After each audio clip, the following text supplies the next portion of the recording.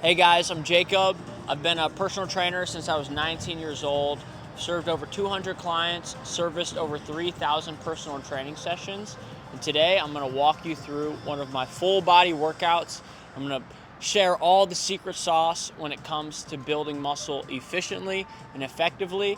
And by the end of the video, you should feel pretty empowered and excited to take on your own gym journey and just become the most muscular, confident, best version of yourself.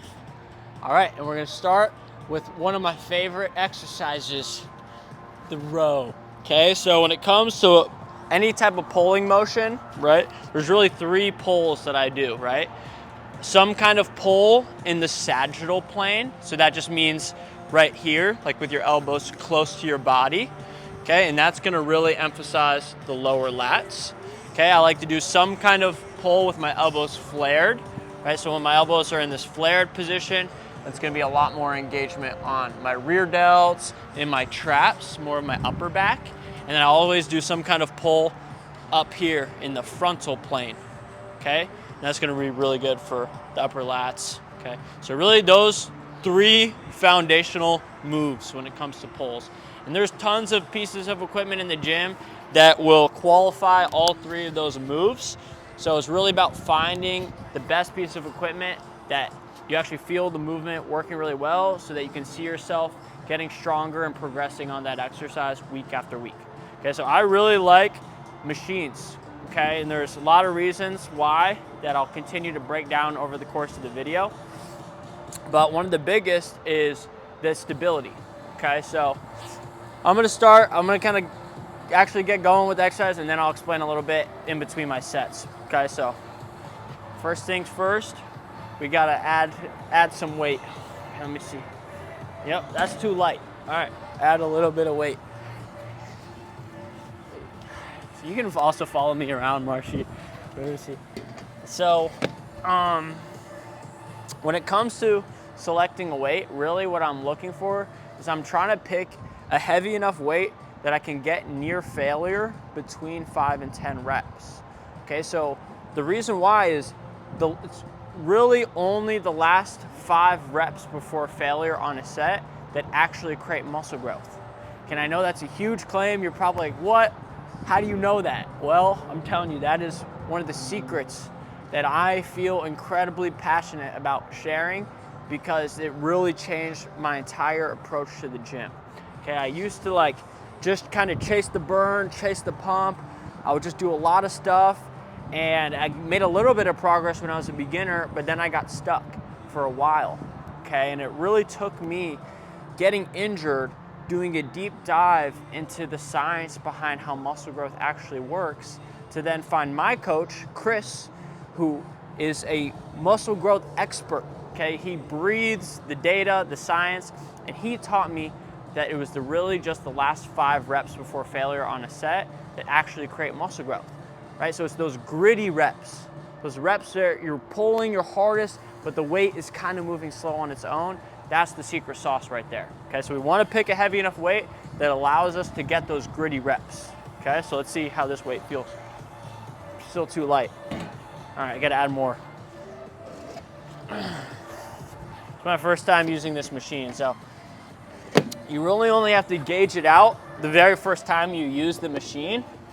Once you've set your baseline, then next time you use that machine, you just know you have to one-up yourself a little bit, right? So you really only have to do this process of gauging it once. That's still too light. Oh my gosh, they need more plates out here. I'm just gonna put a ton of 25s on here, see if this works.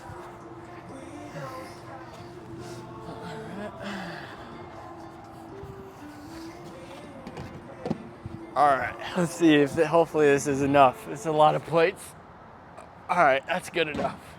All right, also, I'm gonna get my weightlifting straps. Right, so you need these guys, okay? What do these guys do? These guys help me get the gritty reps, okay? So, big reason why we like machines is you gotta think, anything that requires effort that isn't the effort that you're spending towards training the muscle is just an interference, right? So my goal in this exercise is to train my back, not my hands and my grip, right? So if my grip is starting to feel like a limiting factor, it's interfering with my ability to get the gritty reps, then I don't want that, right? So that's what the weightlifting strap helps us do, is mitigate all those limiting factors like grip fatigue. Okay, so you're gonna see this right here. I'm gonna perfectly demonstrate the power of the grit. Okay, strap up. Watch this, guys.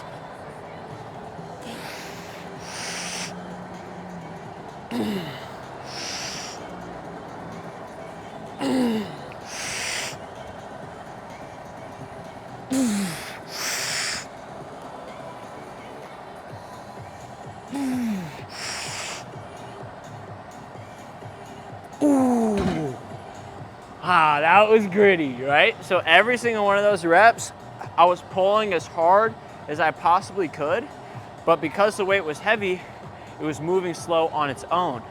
That's the secret sauce, right? If I picked a lighter weight and say I did what a lot of the meathead fitness influencers are doing, which is like just start pumping them out or try to do like 15, 12, I would be wasting so much time because I would have to kind of do a certain amount of reps before I could actually get to these meaningful reps, right? But when you understand that it's just those ones at the end that matter in the first place, you might as well just cut through the fluff, cut the fat off the workout, and get straight to the lean meat, right? Get straight to the value, the sauce, okay? And that's what the gritty reps and understanding this helps us do. All right, that was incredibly gritty. All right, I'm gonna take these weights off and put them on the other side.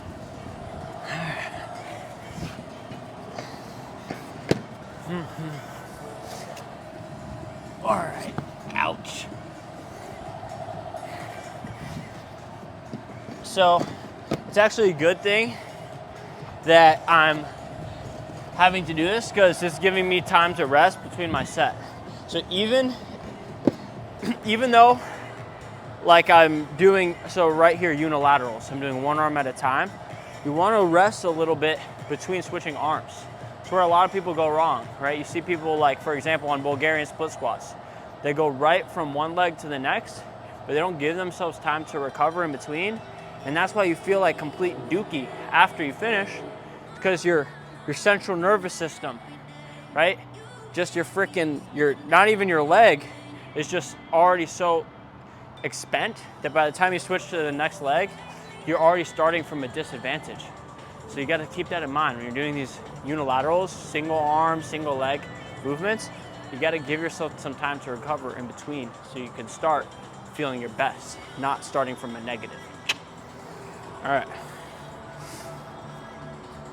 So just got to switch this weightlifting strap to the other side. All right, so to use the weightlifting strap, guys, this little tail needs to point between your index finger and your thumb, right? So it should look just like this, right? So it's not like if I try to put this on my right hand, look, it's going the wrong way. So you got to keep that in mind. I see people like not know how to use this thing all the time. So it's got to go like this. Tail, it's got to go right here, just like that. Okay, we're gonna go on the left. Follow me over here. I'm gonna show you how to actually put this onto the handle. Okay, so you go just like this, and what you're gonna do is you're gonna put the handle in between your hand and the strap. Right? So here's the strap, here's my hand, make like a V, and whatever handle you're using goes right in between. So if I was doing overhand, it would be like this. If I was doing underhand, it would be like this. If I'm doing neutral, it's gonna be like this. Okay, once you have it positioned correctly, now you're gonna wrap it as tight as you can from your pinky to your thumb. From my pinky to my thumb, okay? Then, now it's tight. I like to really kind of twist it, make sure it's as tight as possible. Nice, now I'm grabbing it. Now I'm totally locked in. So basically what this does, this takes all the pressure away from my hand and puts it onto my wrist. So now when I pull, I don't have to worry about my grip fatigue. I can just use my back, which is the whole point of this exercise. I'm trying to train my back, not my grip. All right, let's get this grit.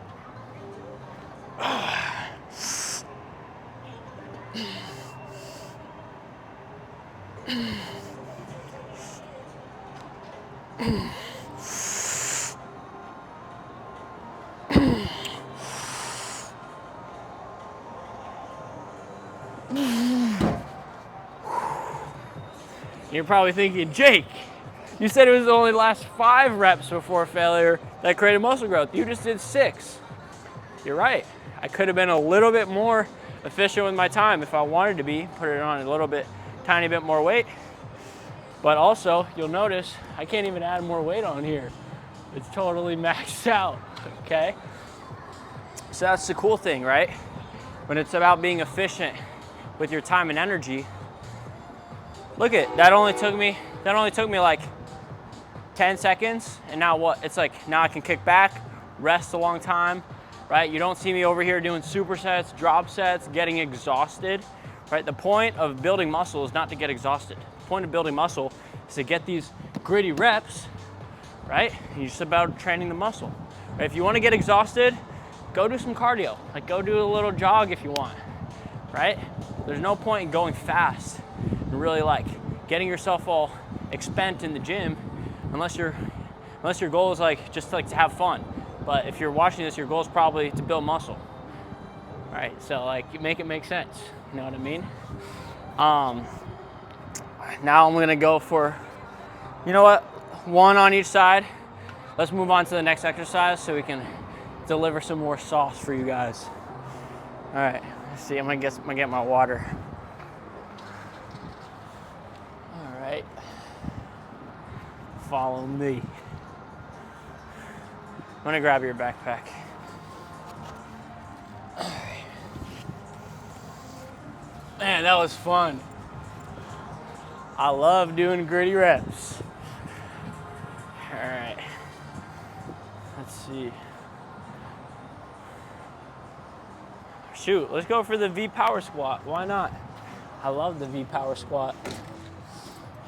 All right, guys, we're going for our first lower body movement, the V power squat.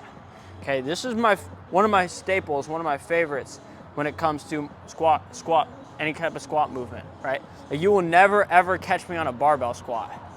Totally defeats the purpose of doing gritty reps. Like if I'm trying to train my legs, why am I spending mental energy, mental effort towards balancing a heavy bar on my back, right? And like that pain that you feel on your back from just like unnaturally resting this bar, like you just don't need that. Like building muscle does not have to be painful.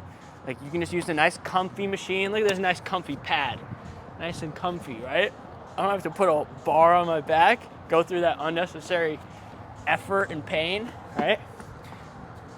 Also, when I'm using a machine like this, I don't have to worry about like coordinating the movement, right? With a barbell, it takes so much just technique and coordination. All that mental effort that you're spending towards actually like executing the movement is mental effort that you're taking away from the goal of the exercise, which is to train the legs, right? So unless your goal is to be an Olympic athlete, which maybe like there's one person, probably not. If you're watching this video, you probably just want to build muscle, right? So if you want to build muscle, you might as well just do something like this where I can put all my effort, all my energy, everything I got into just training my legs, right? So I'm going to go right here. Wow, this is a good machine. So stable. Wow, I can't wait to load this up and get some gritty reps. All right, let's load it up and let's go for some grit.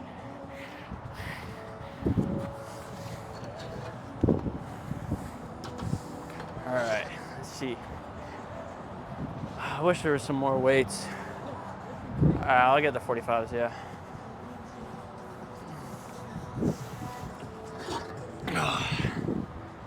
Whew.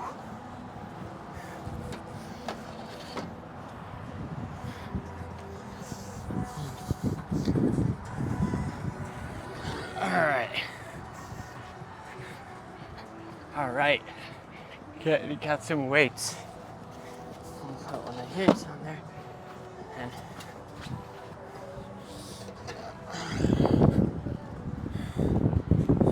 see how this feels. All right. All right, guys, going for my first set here, okay? So you're gonna notice, right, like when it comes to the squat, right, I have this hinge at my hips. There's really three things I'm looking for when it comes to a good squat, right? First is I want to be able to create external rotation from my hips, right? So when you're doing a squat, your knees should never be caving in. You should almost be like opening up your stance, and that's gonna switch on your glutes, right? And that's gonna keep the engagement on the right muscles and keep us from being at a risk of injury, right? So I have this opening up type of stance when I'm doing the squat. Second thing I'm looking for is this hinge at my hips, right? So you shouldn't just like drop straight down like this. That looks unnatural. Your hips should be coming back like this. So you open up and the hips come back at the same time. And then you kind of fold forward a little bit, but when you're folding, I don't want you slouching. Okay, that's the third thing. You gotta have a neutral spine. So I don't want you puffed out. I don't want you hunched over. I want you neutral. Open up the hips, right? Get that hinge, get that neutrality. Look at how beautiful that looks. It looks like that Milo thing on the front of Marshy's textbook. You have no idea what that meant, but Marshy is recording right now and she's got a textbook and there's a guy like doing a perfect squat. Anyways, let's get this set in. So you notice on the V power squat, all three of those things are gonna apply. It's very easy to have good form. When I have my back up here against this pad, it's very easy to stay neutral, right? Compared to if I'm trying to like rest a heavy barbell, it's gonna be a lot harder to maintain those three cues. I'm right here, it's like this. Oh gosh, I forgot. You do not see that. What happened? Oh, here we go, okay.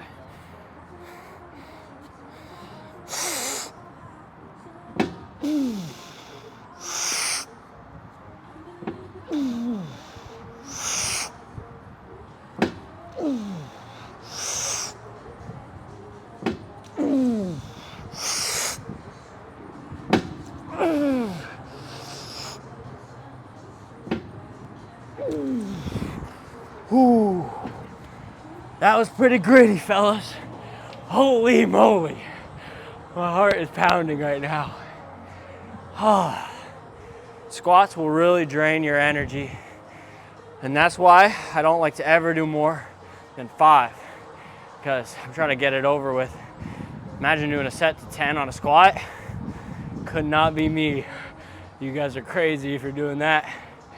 Try to put yourself through torture. I don't like to torture myself. But it's kind of like, imagine the effort that you were spending in the gym was like a dollar bill, right? What a lot of people are doing is they'll take that dollar and they're divvying it up into pennies and nickels, and they spread themselves thin and they do a lot of things, but they're not actually getting that much bang for their buck with each thing that they do. But when it comes to optimal hypertrophy hacking, it's all about using dimes. Right? So I'm gonna do less stuff because I can make it count. Right? I'm using dimes, I'm using quarters. I'm getting good bang for my buck with everything I'm doing.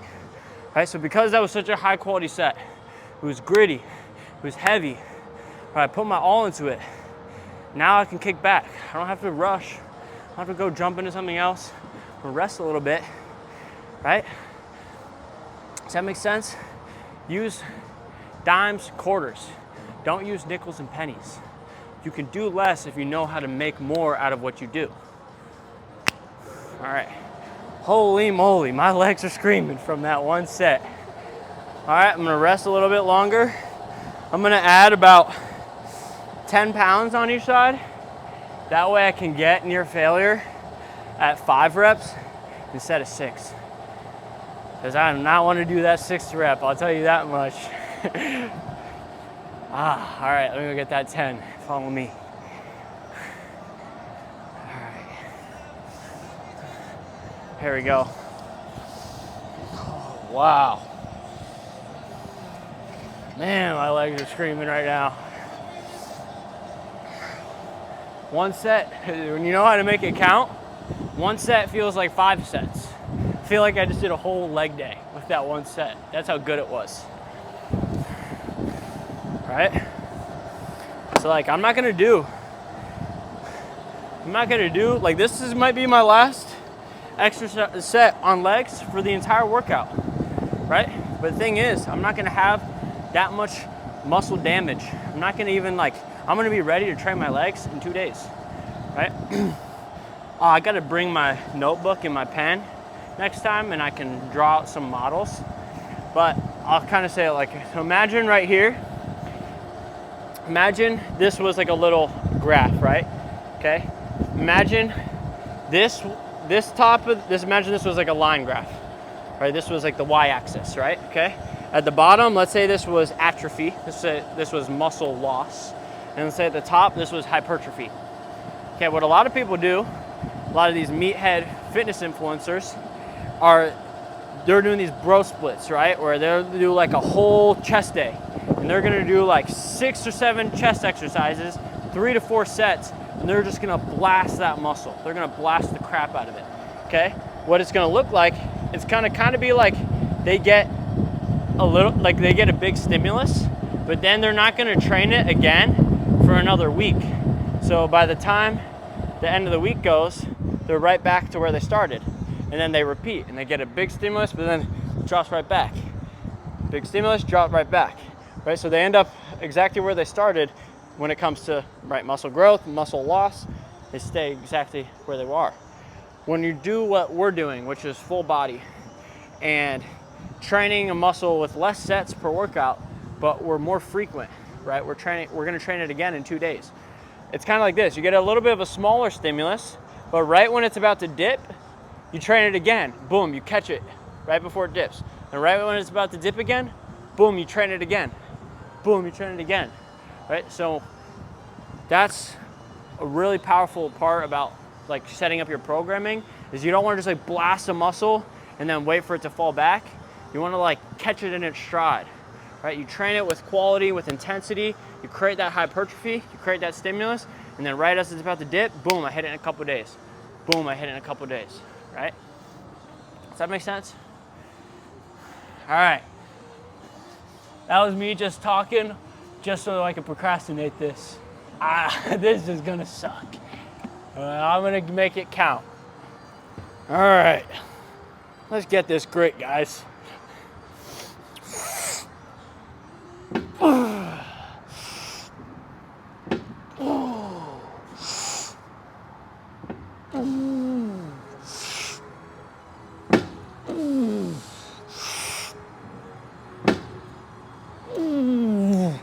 Man, that was gritty. Oh, that last rep was gritty. Whew. So if you guys are listening close, you can hear me taking a deep breath between every rep, right? So what I'm doing there is I'm actually bracing my core, right? So when you're doing these heavy squats, you gotta be able to breathe into your core between every rep. So notice I really exaggerate. Right? I'm like sucking into my abs, breathing into my stomach. What's happening there is you're creating like a pressurized can around your spine, right? So your spine, it should be neutral. Remember we talked about that, neutral spine? Well, some people squat, they don't really know how, or they're doing some of this meathead fitness influencer stuff, trying to do like barbell squats and being all silly, doing all those extra steps for no reason. And then look what happens when I try to put a barbell on my back. Look at my spine. Does that look like it's neutral? No. I have that curvature in my spine. And then they try to squat. And then they wonder why their low back is hurting. And then they're like, oh, it must be the gym. It must be the gym's fault. It's not the gym's fault. It's a meathead fitness influencer fault, right? If you do something simple where it's easy to keep a neutral spine, you don't even have to worry about that. Keep your low back nice and safe, right? But also, that's what core bracing helps us do. It helps us keep that spine neutral. Where if my core is relaxed and I try to do a squat, it's very easy for that spine to either have this extension or flexion. Extension, flexion, extension, flexion, right? And when you're squatting and you're not neutral, it puts all the disc and ligaments in your lower back in a vulnerable position. Right? So that's why I breathe into my core between every single rep. Hard, brace. That way I can squat and I can stay neutral. Oh, my legs. Just kidding. All right. Good stuff, fellas. We're making good timing. We got two on the lats, 2 on the legs. Let's stay out here just because nobody out here. Let's go ahead and go for some curls. Follow me, fellas. Wow. So I feel a lot in my adductors. That's very normal on one of these V power squats, right? So when it comes to the squat, there's 2 parts to it, right? There's the hips, right? And then there's the knees, right? So on some machines, right, think of like this V power squat, there's a little bit of both. I'm having my hips come back and I'm having that knee flexion, okay?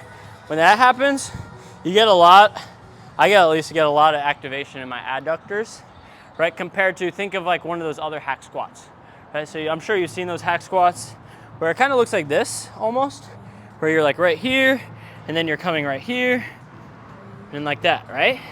Look what happens. I come to the side here, Marshy. Look what happens here. Do you see my hips? Do you see my hips pushing back at all or no? No, right? The hips are not pushing back. It's just my knees. So what happens here when you don't have that hip flexion, that hip extension, is it makes it a way more quad dominant, right? Because the hip flexion, this part of the movement, that's what starts to allocate a lot more of the engagement towards the posterior part of the legs, right? So like glutes, adductors, right? Compared to the knee flexion part, that's what makes it a lot more quad dominant. Okay, so that's why like the V power squat and like a hack squat like this complement each other so well, because this part is very knee flexion dominant. So this one's great for the quads, right? Like if you want a good exercise for your quads, I do this one all the time. But this is a bicep curl. So that's what we're gonna do right now, right? This is way too light, not even gritty. All right, I'm gonna add 2 25s on each side. All right, let's see how this feels. Let's see if I can get that grit.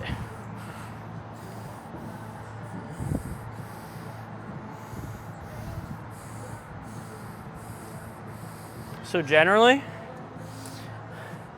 this is a little higher level, right?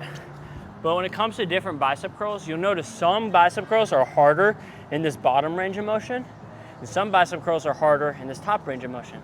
So you know like those preacher curl machines, where you got the pad here and it's like really hard at the bottom, right? And then like imagine like an easy bar curl or like a dumbbell curl where it's kind of easy at the bottom, but then when it gets right here to here, it's really hard.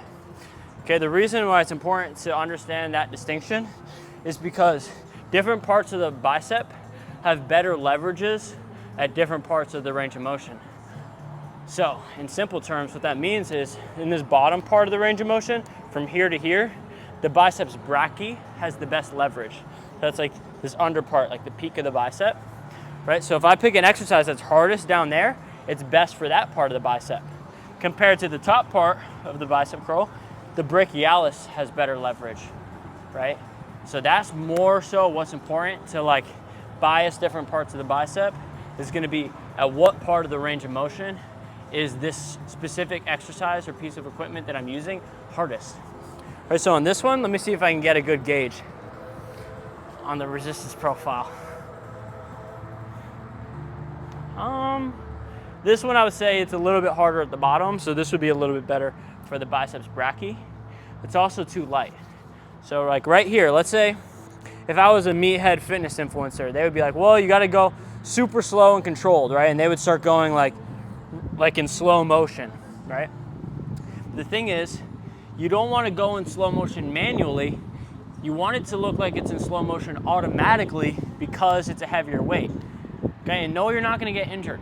Okay, unless you're a complete newbie and it's like your first time ever doing a curl, then okay, then you can like practice it a couple times. But if you're watching this, you're probably not a newbie. You probably like tried getting into the gym before, right? Like maybe you are still going to the gym, but you're probably like a little inconsistent, and you just need to like, you know, you're probably pretty busy too, and you just need a way to like, okay, I need to get in, get out, get good bang for my buck, and yeah, just, you know what I mean? Not like do all this crazy meathead fitness influencer stuff, right? So let's add a little weight. That way we can get them slow automatically, and we don't have to manually make it go slow.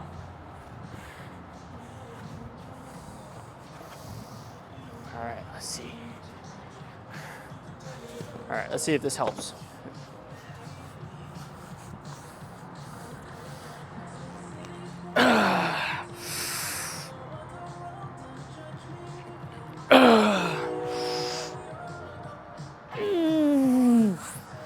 Definitely harder at the bottom.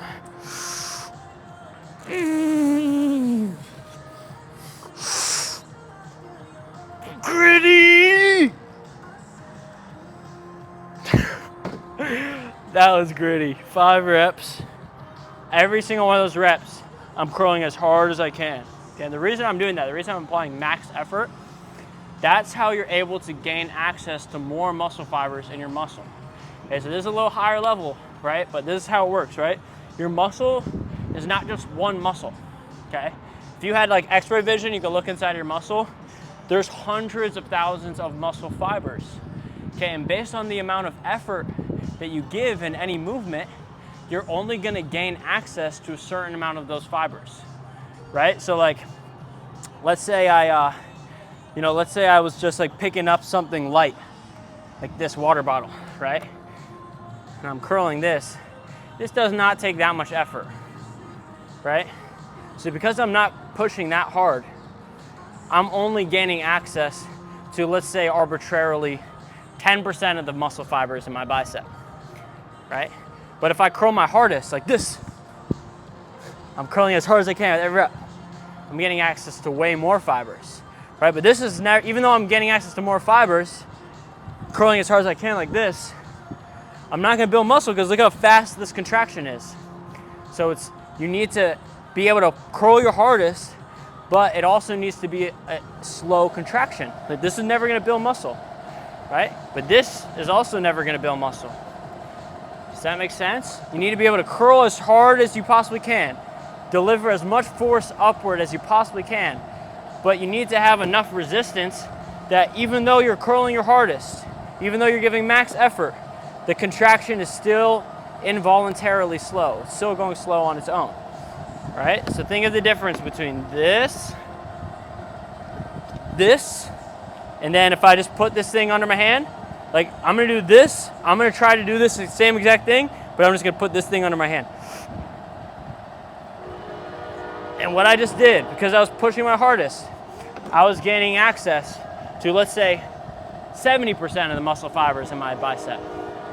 And because it was a slow contraction, I'm applying hypertrophy, applying mechanical tension to those fibers that I'm activating, and that's how hypertrophy works, okay? Hypertrophy doesn't happen to the whole muscle, it happens to the muscle fibers, and it happens to whatever fibers you gain access to, right?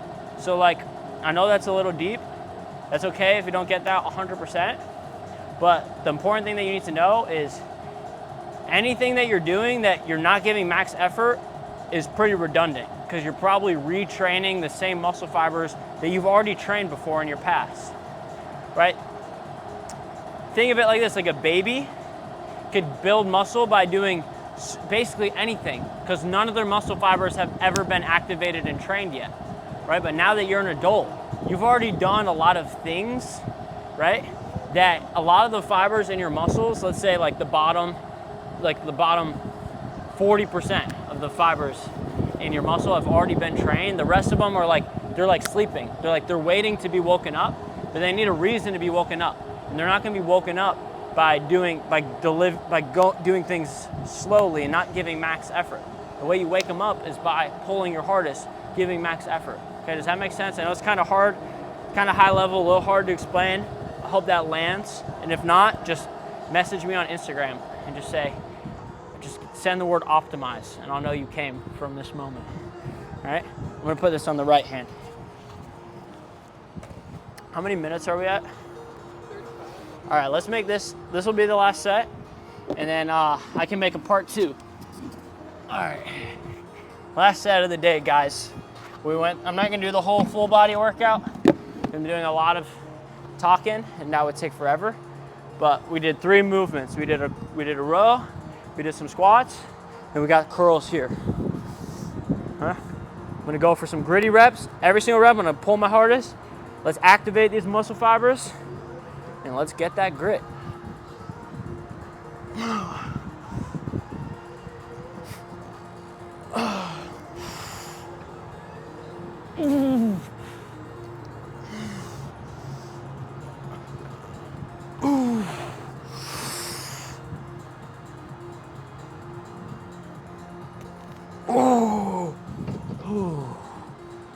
Oh, that was gritty. Gave my best with every rep, but they were all slow. I maybe had like 1 in the tank there, right? So I don't actually have to get to like literal failure at every single set.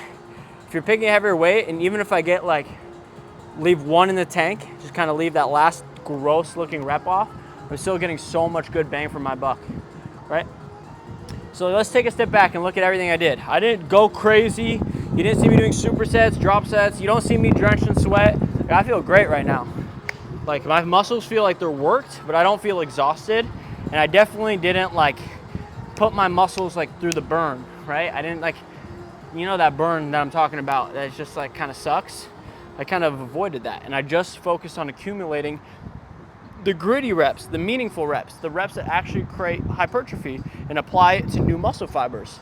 That's what this thing's all about, guys. So hope this, hope you enjoyed first episode of just a live workout. I'm just raw, and yeah, I hope I didn't bore you too much. Try to keep, keep my my little, put the little sauce on it to keep you from falling asleep. But yeah, guys, thank you so much for watching. If you got any questions on this workout, or you want to see how you might actually be able to apply gritty reps to your own routine to help you build muscle in a very time efficient way that's going to take a lot less pain and just be a lot less burning and just overall just feel way better, just hit me up on Instagram. Like I said, just send me the word optimize, and that's how I'll know that you came from here, and I can have a conversation with you and see how I might be able to help you as well. So thanks, guys. I'll see you in the next episode.